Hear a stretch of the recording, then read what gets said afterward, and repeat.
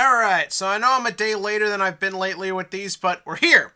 We are here to talk about YGO 7's episode 33, aka the one where they kind of make Gakuto look like he belongs in Token Rambu. We'll get to that. There's some weird imagery going on here. Hello everyone, welcome back to YGO 7's. This week, we saw that our characters were taken, they were kidnapped. They were stripped of their individuality, thrown into a totalitarian society, forced to wear the same outfit and attend a grueling school that is mostly there to subjugate them and force them into a forced societal role, aka a normal Japanese school. Yeah, we're getting in our stabs there. So everyone got sent to Goha's 6th. And what I like about the opening is that it's so goofy and over the top. It's like this school is genuinely ran like some sort of weird military internment camp. And it's pretty funny. I love how the school's on top of a mountain. I love how everyone's sort of trapped. Again, how are they here? Are they in dorms? Do they have parents? It doesn't matter. I just kind of enjoy it. And from there, as always, the jokes keep going. And we have Gakuto and the other guy just start spazzing out. And what I love is their goofy spazzing out voice is done to the tune of the ending theme. Or was it the OP? It doesn't matter. That's funny.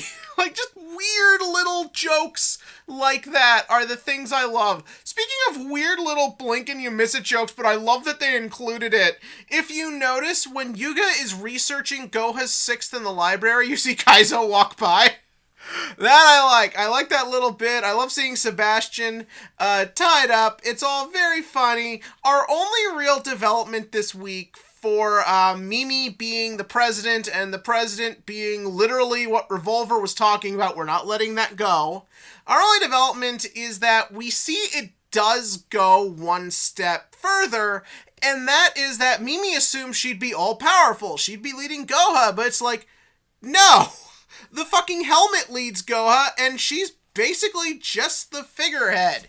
This is kind of its own fun little idea. I know jokes about the government not really being run are very sort of, everywhere these days, but she is literally a figurehead. They're just using her head for its figure in as much as, like, the helmet fits.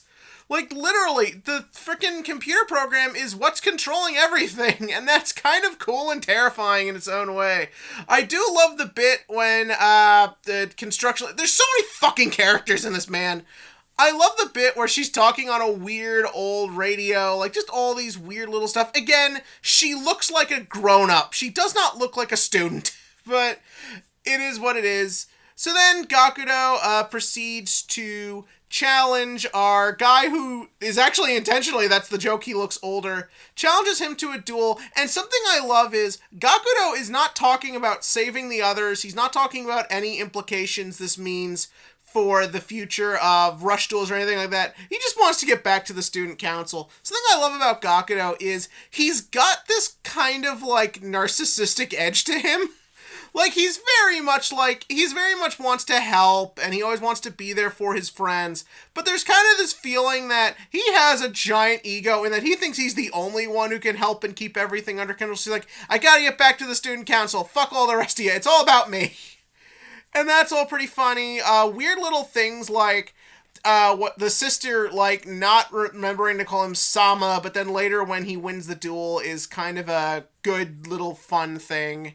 And then the duel starts, and the duel itself is pretty fun. Gakuto gets so little duel time. Like, compared to the other three, it's just fun to see him actually get a duel. And I do kind of like his sort of weird battle position switching, almost sort of control-y-esque strategy. I like the machine deck. It's always kind of fun just to see giant drill monsters, like, going at it.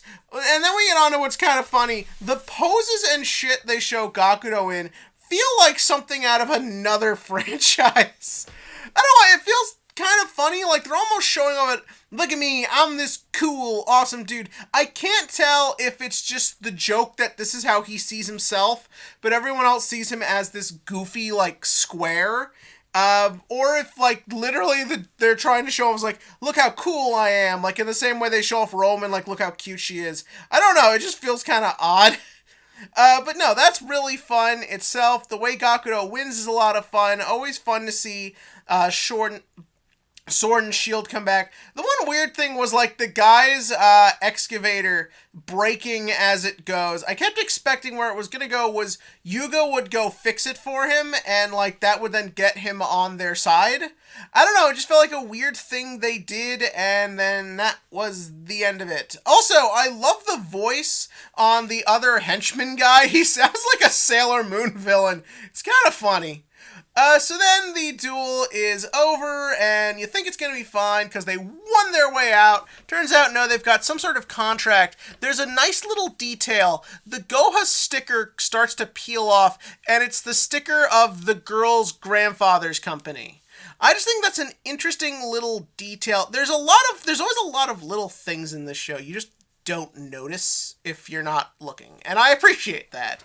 So then it's over, and we get maybe the weirdest joke in the whole show, which is he has this flashback of serving the student council lady for as far back as she can remember. Okay, been there, done that.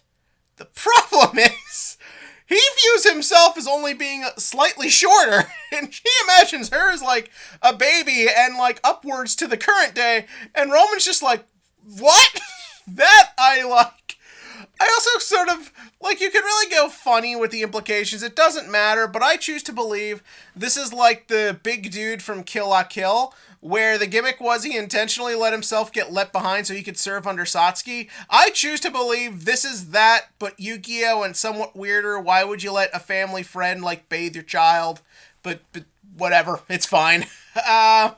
So then he is forced to leave. He will be in the next episode, which is good, because I like this guy. He's fun. I like that at the end of the duel, he's just like, you guys have a good master. And that is restored, but we still can't go home, because they're like, well, Kaizo has gone around messing with shit.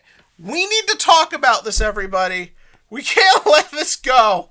So Kaizo goes around. The obvious joke is just to make it that they're in trouble for having Kaizo around in the first place.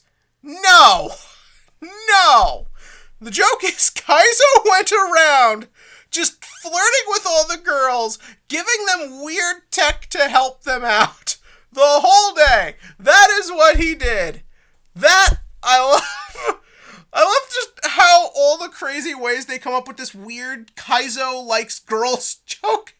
It's so dumb, but I love it. And it's great, and I like it. And so then, at the end of the episode, Yuga and crew are sent to the abandoned dorm. Again, why is a 12-year-old allowed to decide these things?